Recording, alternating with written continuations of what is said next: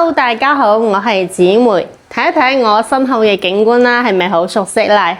冇錯啦，我又係嚟到咗呢個融創海灣半島。咁我哋今日帶大家睇嘅呢套單位咧，都係有啲熟悉嘅單位啦，因為我之前都係有影過嘅。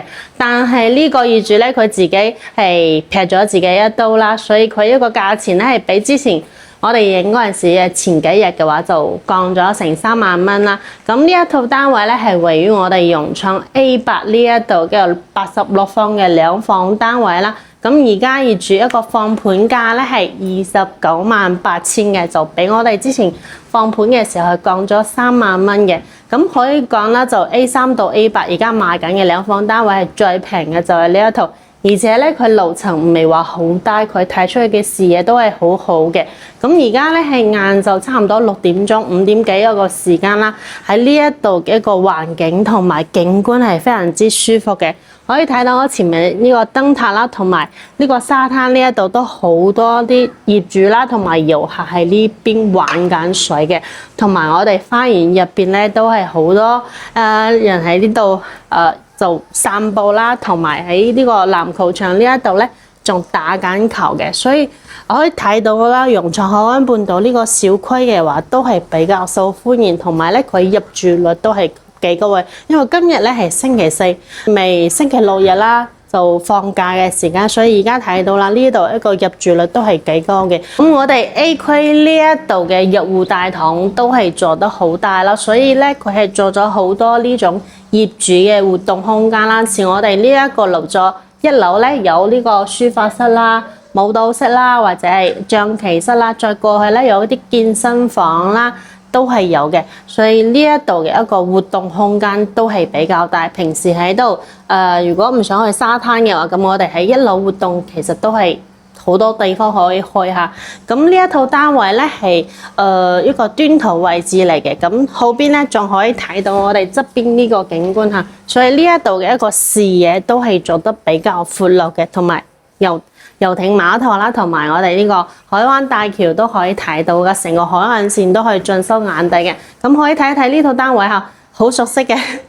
佢一個露台其實都係做得好大，而且好方正啦。咁平時喺呢邊放低幾張呢個麻雀台啦，或者咧屋企有幾個人過嚟呢邊，佢空間都係足夠大嘅。呢個單位咧，佢一個客廳係一個大開間嘅一個設計啦，所以呢個客廳嘅空間就足夠大啦，就係平時可以容納得到你好多朋友過嚟呢邊玩都係 OK 嘅。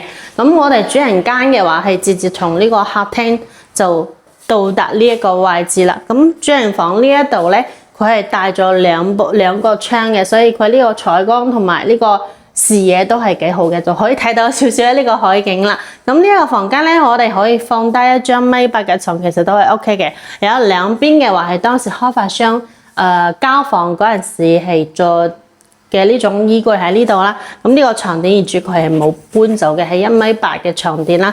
咁後邊咧，我哋都可以放一個電視機嘅，都係 OK 嘅。咁呢個位置嚇，咁呢一個單位咧，佢全部都係保持得幾新淨嘅，其實唔需要去大執佢啦。咁再過嚟呢一度咧，係我哋呢個衛生間嘅位置啦。佢係喺2個房間中間嘅。咁衛生間咧，同樣都係做到呢種乾濕分離呢種設計啦。就簡單數一數咧，我哋之前都係有影過啲細節問題啊。佢光線都係幾唔錯嘅。然後呢個係我哋後邊呢個房間啦。咁呢個房間咧，佢同樣都係睇到我哋西南面嘅海景嘅。咁呢個視野都係幾唔錯嘅啦。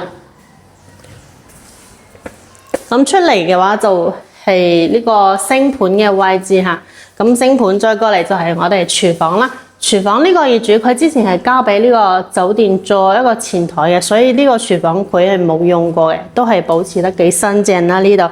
同埋咧，洗衣機嘅位置係預留翻喺呢邊啦，上去水啦同埋上水都係呢個位置嘅。又出嚟就係我哋入戶花園呢一度啦。咁呢口一出嚟就到達我哋呢個單位。佢呢一層咧，佢係2 lift 8火呢個設計啊。咁佢呢個單位係2道門嘅。咁平時我哋呢個門閂咗之後咧，都唔影響佢嘅通風，因為呢一度仲有一個叫咩柵欄係通到我哋外邊嘅。咁呢一度係睇到我哋後邊嘅呢個山景嘅。咁其實好多業主啦，就預留翻呢個門。呢個門嘅話可以就唔要拆咗佢都係可以嘅。咁成間屋都係非常之通風嘅。咁而家呢個時間啦，即係你風扇都唔使點樣開啦。咁呢個格局嘅話就佢空間就讓到俾我哋客廳嘅。然後咧有其他我哋之前有影過啲兩房單位嘅話，就係正常嗰個方正嘅戶型啦。佢主人間嘅話可以直接出到呢個露台嘅。咁呢一間廳係做得好大嘅。咁成間屋嘅話就帶佢去睇一睇啦，因為之前都係有影過嘅嚇。咁呢一套房咧可以算係我哋 A3 到 A8 第一個業主集盤啦，就係降低咁多錢啦，30萬以內可以買到我哋融創呢邊嘅兩房單位。咁呢一套房其實都係好唔錯嘅，紅本在手，而且係滿咗2年。咁佢成間屋嘅話都唔需要我哋自己去點樣執佢嘅，保持得非常之新淨。自己買翻啲中意一種家私家電就可以過嚟入住啦。咁融創海灣半島呢個小區真係好少我哋港人朋友中意嘅。咁因為呢個小區嘅話，咁一落樓咧就可以到達我哋沙灘啦，同埋咧佢自己係挨住呢個村莊嘅，後邊嘅村屋咧就係我哋黃埔國村啦。咁而家咧都好多食肆係開緊嘅，咁早餐啦、晚餐啦，或者你買菜啦、宵夜啦，都全部都係有開緊嘅。咁平時唔需要揸車過去我哋三期買啲嘢啦。咁平時如果你唔想出門嘅時候，就去到我哋後邊嘅一個村屋做，全部可以解決得到啦。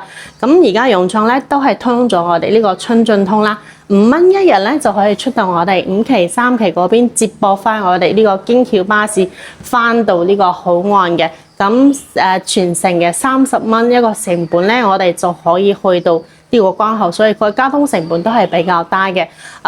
或者咧，我哋呢個位置離我哋高鐵站都係比較近嘅，13公里一個路程啦。咁揸車過去嘅話，大概就係28分鐘就可以到達我哋高鐵站啦。咁高鐵站嘅話，佢一個交通成本就大少少啦。因為喺惠東南站咧到達我哋香港西九龍嘅話，咁佢一個票價咧係114蚊嘅。咁就睇你自己點樣去方便啦。就佢係呢個高鐵，佢係直達到呢個香港西九龍嘅，其實都比較快啦，都係差唔多70分鐘呢個時間啦。同我哋呢個京橋巴士咁樣比嘅話，佢係快咗少少嘅。咁睇你自己點樣方便去搭車嘅嚇。咁我哋今日呢套單位咧就分享到呢度。如果你有中意我哋融創海灣半島呢啲兩房單位嘅話，咁呢一套房唔使30萬，29萬8千我哋就可以入手嘅啦。咁我哋今期視頻就到呢度，下期再見，拜拜。